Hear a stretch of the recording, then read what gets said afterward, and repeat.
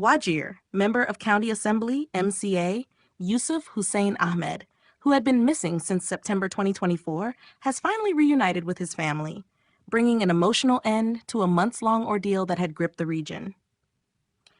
WAJIR Woman Representative Fatuma J. Howe confirmed his return, sharing the news with a sense of overwhelming relief and gratitude. On Saturday evening, Ahmed was welcomed back by relatives and loved ones at their home in Eastleigh, Nairobi. Jehau described the moment as a tidal wave of joy for WAJIR residents, particularly those from Eldas, who had been deeply affected by his mysterious disappearance.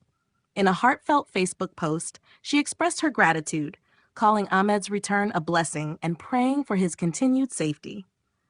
Ahmed's disappearance on September 13, 2024, had sent shockwaves through WAJIR and beyond. He was reportedly abducted along Enterprise Road in Nairobi's industrial area under unclear circumstances. As days turned into weeks, concern grew, with his family and supporters demanding answers. The situation took a dark turn a month later when a body was retrieved from Lake Yahud, suspected to be that of the missing MCA. The discovery sparked anguish among Ahmed's family and the WAJIR community, who rushed to the morgue to identify the remains.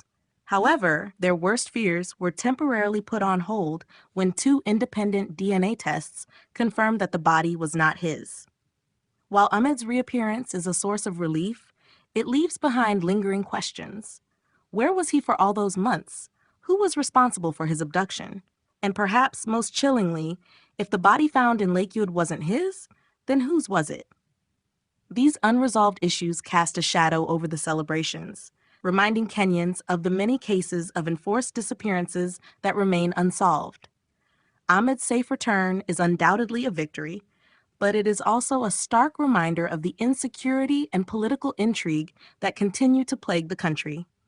For now, his family and supporters are simply grateful to have him back, but the demand for justice and accountability remains louder than ever.